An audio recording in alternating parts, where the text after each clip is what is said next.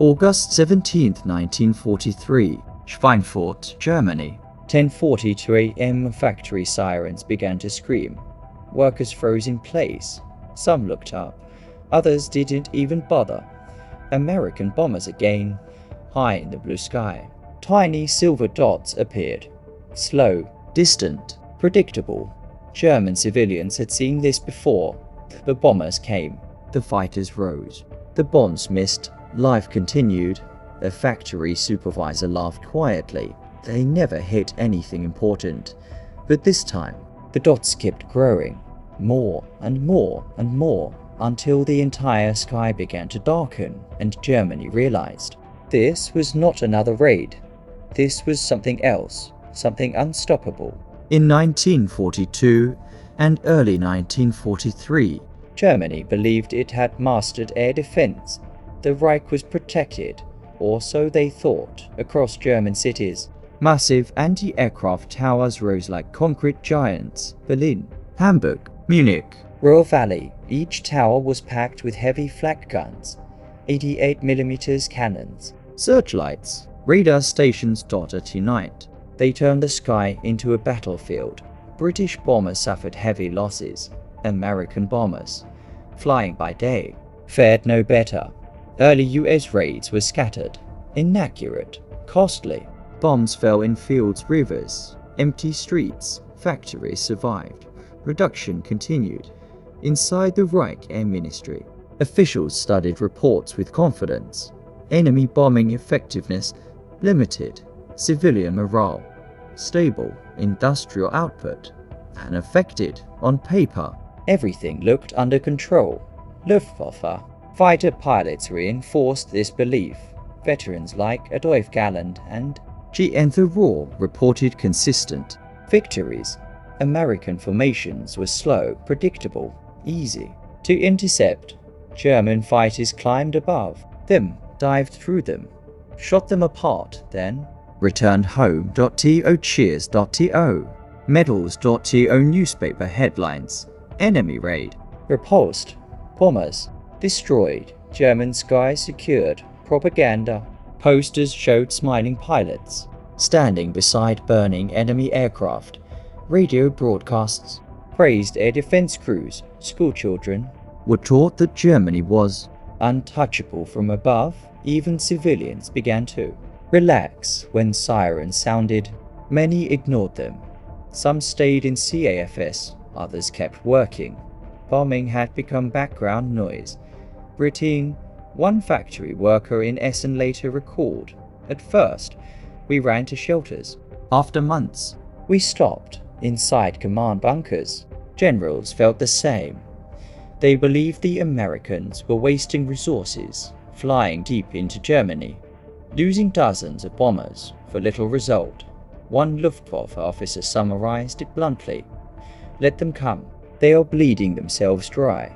But far away, across the Atlantic, the Americans were learning. Every failed mission, every lost crew, every destroyed bomber was teaching them how to win, and soon they would return, stronger, smarter, and in numbers Germany had never imagined. By early 1943, the United States Army Air Forces had a bold belief, almost arrogant.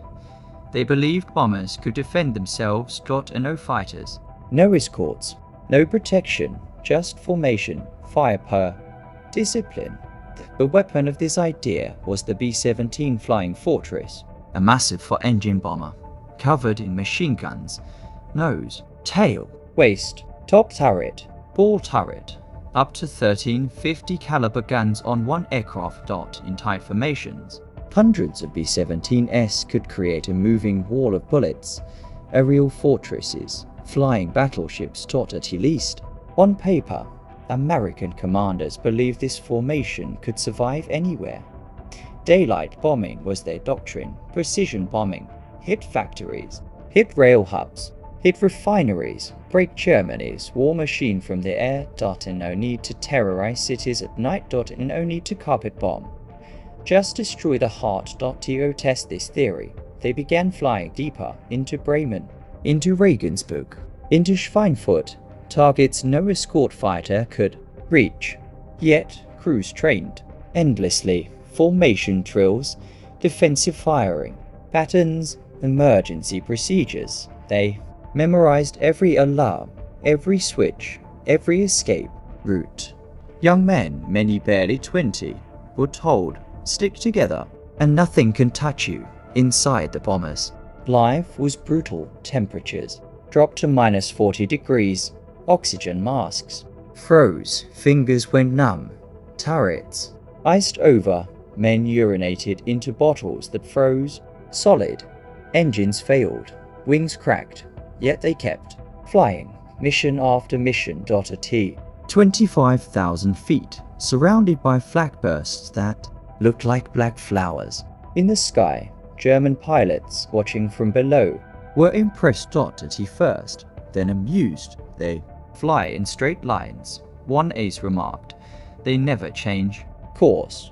Luftwaffe commanders developed tactics, head-on attacks, frontal assaults at closing speeds of over 600 kilometers per hour.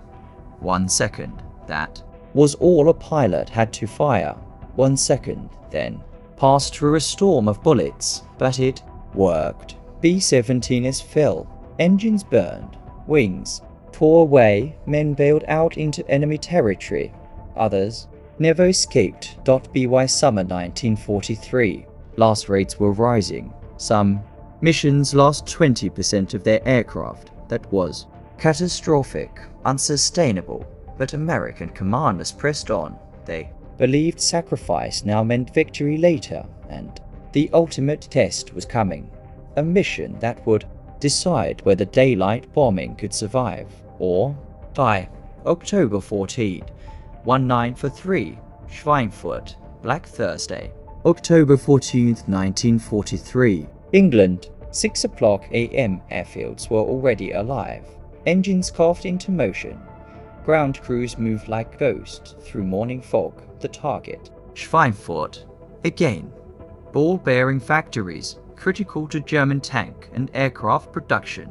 If destroyed, Germany's war machine would slow, maybe collapse, to 9-1. B-17 bombers lifted into the grey sky. Nearly 3,000 men. They knew the route. They knew the risk.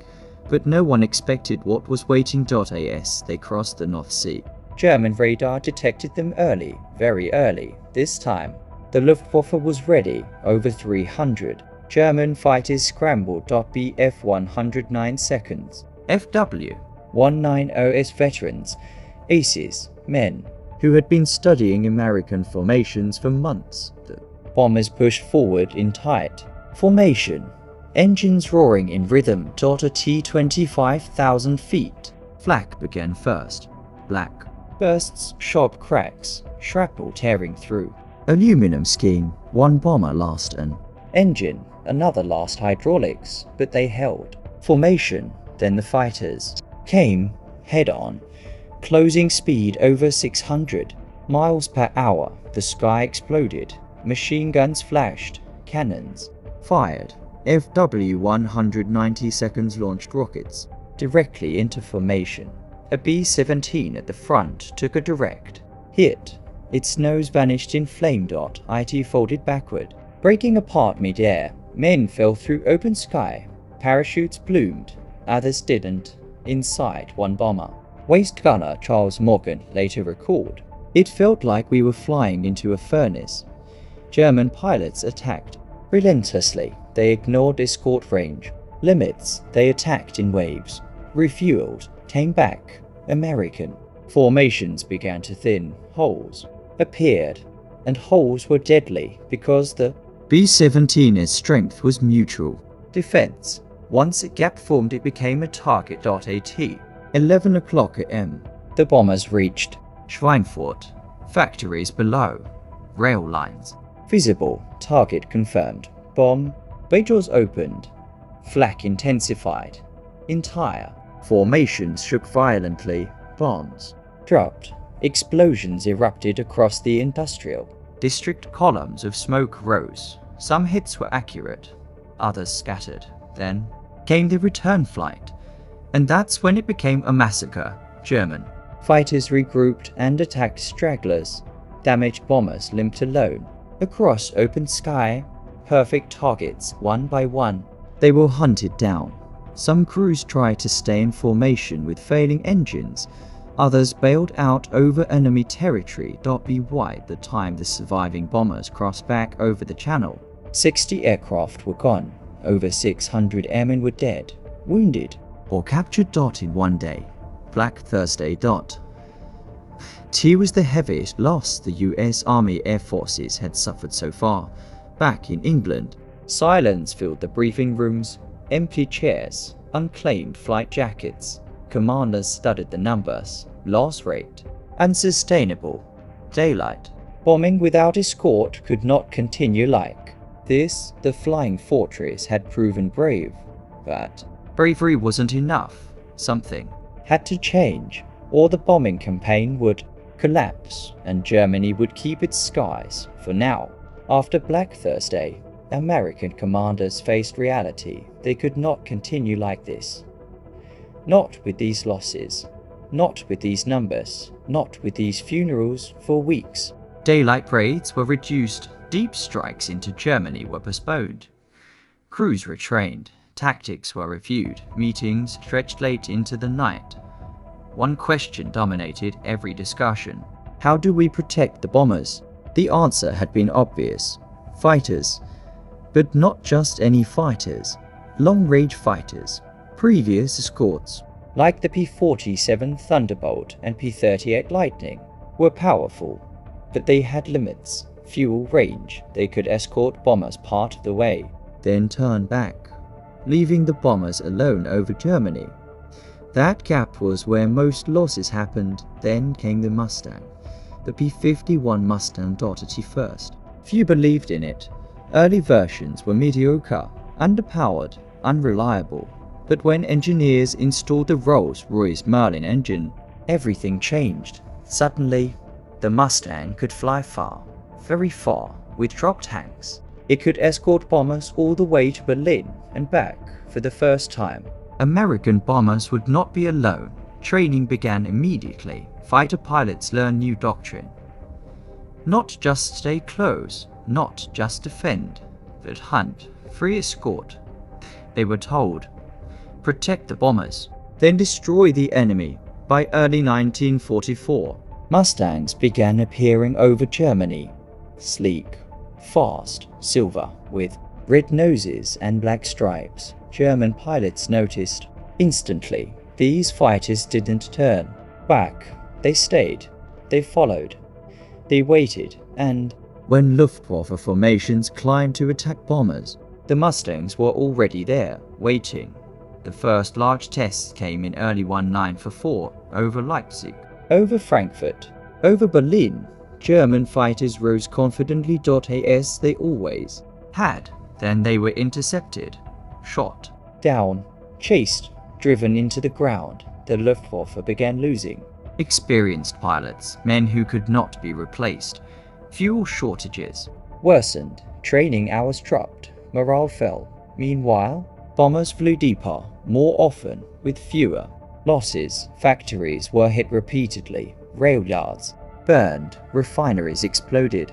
Cities filled with smoke. The balance had shifted. Germany was no longer defending its skies. It was losing them, but the final consequences were still coming, and they would reshape the entire war. By mid-1944, something had changed over Germany. It wasn't just more bombers. It wasn't just longer missions. It was control. The sky no longer belonged to the Reich. Massive bomber streams crossed the channel daily, hundreds at a time, sometimes over 1,000 aircraft in a single operation from the ground. Civilians described it the same way. The sky turned black, not with clouds, with metal. Engines droned for hours before bombs ever fell. Children learned to count formations instead of sheep. Factory workers no longer laughed at sirens. They ran because now the bombers hit their targets: refineries at WWII, ball-bearing plants at Schweinfurt, aircraft factories near Augsburg, synthetic fuel plants in the Ruhr, Each strike weakened Germany's ability to fight, but the real damage was invisible. Fuel without fuel. Tanks didn't move. Aircraft didn't train. Pilots flew few hours. WWII late 1944. New German fighter pilots sometimes had less than 100 hours of total flight time. Against American veterans with hundreds. It was no longer a fair fight. The Luftwaffe still had brave men, still had skilled aces. But bravery without fuel, without experience, without numbers, was not enough. American Mustangs began strafing airfields directly, catching fighters as they took off, destroying them on the ground. German commanders reported a terrifying pattern. Our pilots are being eliminated before battle. Meanwhile, the bombers kept coming day after day, week after week. Factories were repaired, then bombed again. Rail lines were fixed, then destroyed again. Germany's industrial machine slowed, then stumbled, then began to collapse. By early 1945. Allied bombers roamed almost freely. Resistance existed, but it was scattered. Desperate, the skies over Germany had transformed from a shield into an open wound. And when the Allies prepared for D-Day, when thousands of ships crossed the English Channel in June 1944, the Luftwaffe could barely respond. Not because German pilots lacked courage, but because they lacked control of the air, and control of the air had been decided months earlier, high above Schweinfurt, above Bremen, above Berlin. It wasn't one battle. It wasn't one raid. It was the slow, grinding realization that the flying fortress could not win alone. But with the Mustang beside it, the sky could be taken, and once the sky was taken, the ground would follow.